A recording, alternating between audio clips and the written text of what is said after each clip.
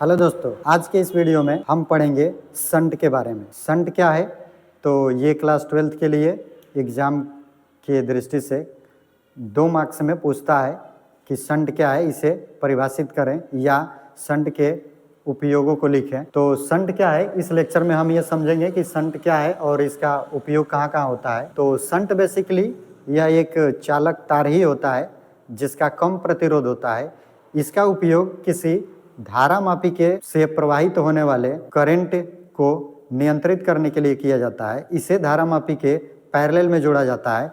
जैसा कि हम इस फोटो से समझेंगे, जैसे कि हमारे पास अगर एक गैल्वेनोमीटर है, हम यहाँ से गैल्वेनोमीटर को दिखाएंगे। गैल्वेनोमीटर को G से रिप्रेजेंट करेंगे। यहाँ से हमारे पास एक सर्किट है और इसके पैरेलल में हम एक कम प्रतिरोध का तार जोड़ेंगे। इसका प्रतिरोध हम मान लेंगे, इसका प्रतिरोध है R, इसका प्रतिरोध हम मान लेंगे S। चूँकि ये शंट है तो शंट का प्रतिरोध हम S मानेंगे। और ये गैल्वेनोमीटर है जिसे धारामापी कहा जाता है। धारामापी क्या है? तो धारामापी के द्वारा हम किसी परिपथ से प्रवाहित होने वाली विद्युत धारा की माप करते हैं, तो इसका हम रेजिस्टेंस G मानेंगे।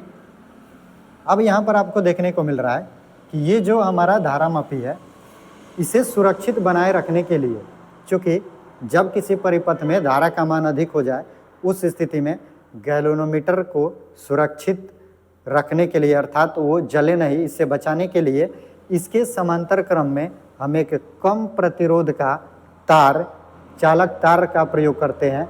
वह चालक तार तांबे का भी हो सकता है, जिसे हम शंट के नाम से जानते हैं।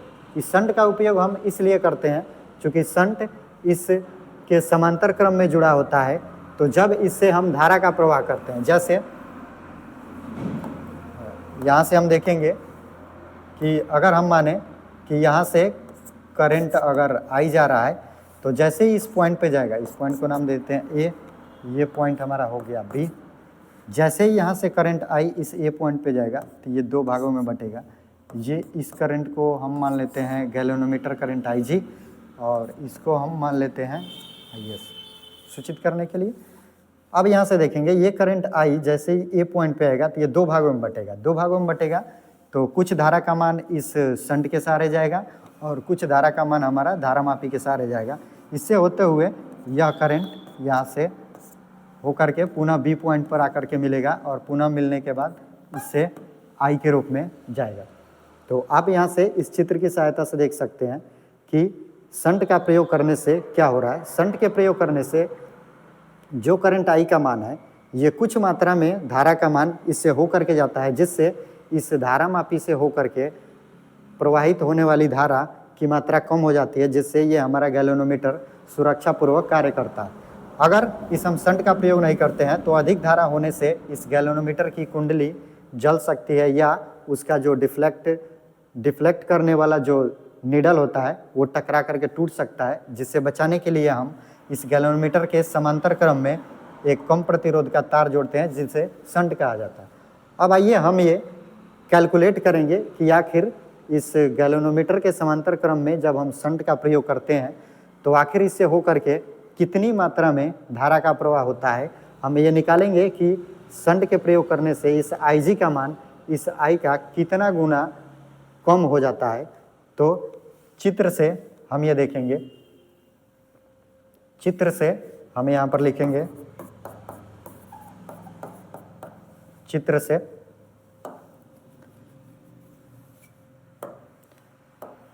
से आप यहाँ पर देखेंगे कि I इक्वल टू हम यहाँ से लिख सकते हैं IG प्लस IS। चूँकि यहाँ पर करंट I है, ये इस पॉइंट पर आकर के 2 भागों में बटा, तो ये दोनों के वैल्यू को अगर हम ऐड करेंगे तो हमारा वैल्यू किसके बराबर होगा? I के बराबर। अब यहाँ से इस इक्वेशन में आप देखेंगे कि ये जो हमारा सर्किट है, इन दोनों डिवाइसों के बीच, अर्थात इस पॉइंट पर पोटेंशियल और इस पॉइंट पर पोटेंशियल, जो पोटेंशियल डिफरेंस इस धारामापी के बीच होगा वही पोटेंशियल इस शंट के पॉइंट के बीच होगा। तो हम ये दिखाएंगे कि दोनों अर्थात धारामापी और शंट के बीच का विभवांतर समान होगा, तो हम यहाँ पर लिखेंगे कि चूंकि धारामापी तथा शंट के बीच का विभवांतर समान है, इसलिए हम यहाँ से दिखाएंगे यहाँ पर जो हमारा पोटेंशियल यहाँ पर होगा, तो ओम के नियम से हम यहाँ पर जानते हैं चूँकि V बराबर होता है IR, तो हम यहाँ पर इस गैल्वेनोमीटर का रेसिस्टेंस G माने हैं और इस शंट का रेसिस्टेंस S माने हैं। चूँकि दोनों का विभव का वैल्यू समान है, तो हम यहाँ पर डायरेक्ट लिखेंगे इसका विभव हो जाएगा, हमारा करंट जा रहा है IG, तो IG और इसका प्रतिरोध है हमारा G, तो इसको हम यहाँ से लिखेंगे G, ये इक्वल हो जाएगा, इससे के बीच का विभव का वैल्यू समान हो जाएगा, तो इससे प्रवाहित होने वाली धारा हम यहाँ से लिखेंगे IS और प्रतिरोध का मान यहाँ से हम लिखेंगे S। अब इसे हम हल करेंगे,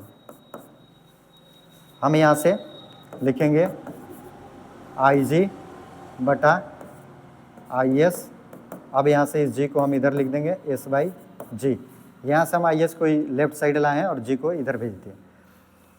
अब यहाँ से हम देखेंगे इस इक्वेशन को, चूँकि इस इक्वेशन में हमें करंट I को दिखाना है, तो इस इक्वेशन में करंट I को दिखाने के लिए फ्रॉम दिस इक्वेशन आप यहाँ से देख रहे हैं I = IG + IS, यहाँ पर IG + IS दिखाने के लिए हम यहाँ पर दोनों साइड +1 करेंगे। +1 करने से हमें क्या फ़ायदा होगा, +1 करने से हमें यहाँ पर IG + IS मिल जाएगा, जहाँ पर हम I पुट कर सकते हैं, तो बोथ साइड हम यहाँ पर +1 ऐड करेंगे, जैसे हमारे इस इक्वेशन में कोई प्रभाव नहीं पड़ेगा। अब यहाँ से हम देखेंगे, यहाँ से इसे हम हल करेंगे IG IS बटे यहाँ से हमें मिल जाएगा IS = अगर इसे हम हल करें तो S + G बटा में हमें मिल जाएगा क्या, G। अब यहाँ से देखें IG + IS का वैल्यू हम यहाँ से I पुट कर सकते हैं, तो यहाँ से I बटा IS = S + G divided by G। अब यहाँ से अगर आप IS निकालना चाहें तो यहाँ से आप देखेंगे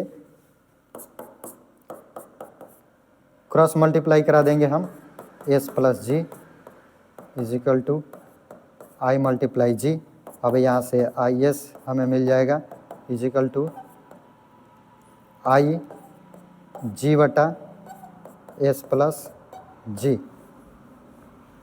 यहाँ से आप इस शंट से प्रवाहित होने वाली धारा का मान फाइंड कर सकते हैं।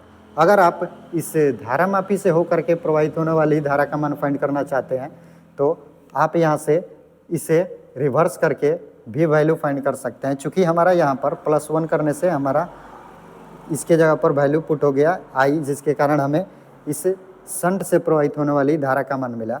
अगर हम धारामापी से प्रवाहित होने वाली धारा का मान कैलकुलेट करना चाहते हैं, तो हम आसानी से उसे भी कैलकुलेट कर सकते हैं। तो यहाँ पर चूँकि ये जो हमारा इक्वेशन दिख रहा है, यहाँ पर इस इक्वेशन को हम रिवर्स कर देंगे। इस इक्वेशन को रिवर्स करेंगे तो हमें क्या मिलेगा, यहाँ पर इस इक्वेशन को हम रिवर्स कर देंगे तो हमें देखने को यहाँ से मिलेगा IS बटे IG = G/S। अब यहाँ से हम दोनों तरफ 1 पुट कर देंगे, तो ये हमें मिल जाएगा IS IG + 1, यहाँ से G बटा S + 1। अब इसे हम हल कर देंगे, IS + IG बटा यहाँ से मिल जाएगा IG = G + S बटा S। अब यहाँ से हम वैल्यू पुट कर देंगे, चूँकि IS और IG का वैल्यू हमारे पास I है, तो यहाँ से हम पुट कर देंगे I बटा यहाँ से मिल जाएगा हमें IG, ये हो जाएगा G + S बटा S। अब यहाँ से हम क्रॉस मल्टीप्लाई करके आसानी से IG फाइंड कर सकते हैं। तो ये क्रॉस मल्टीप्लाई ये कुछ इस प्रकार हो जाएगा, S divided by G plus S, और यहाँ से ये हमारा हो जाएगा I। आप यहाँ से देख पा रहे हैं कि गैल्वेनोमीटर से प्रवाहित होने वाली धारा का मान मूल धारा के मान का S by G plus S multiplication के बराबर हो रहा है। अर्थात जैसे हम ये अनुमान लगा सकते हैं कि एक शंट जोड़ने से इस धारा मापी से प्रवाहित होने वाली धारा का मान कितना कम हो जा रहा है। तो इस प्रकार इस वीडियो के माध्यम से आपने ये सीखा कि शंट क्या है और शंट का उपयोग हम कहाँ करते हैं, और शंट के उपयोग करने से इस धारा मापी को किस प्रकार सुरक्षित रखा जा सकता है, और इस शंट से कितना धारा प्रवाहित होगा आप यहाँ से कैलकुलेट कर सकते हैं। और अगर आप धारा मापी से प्रवाहित होने वाली धारा का मान कैलकुलेट करना चाहते हैं तो आप आसानी से इस इक्वेशन के द्वारा कैलकुलेट कर सकते हैं। तो उम्मीद करते हैं कि आपको ये वीडियो समझ में आया होगा। अगर कोई इसके रिगार्डिंग अगर आपको कोई समस्या हो तो आप कमेंट सेक्शन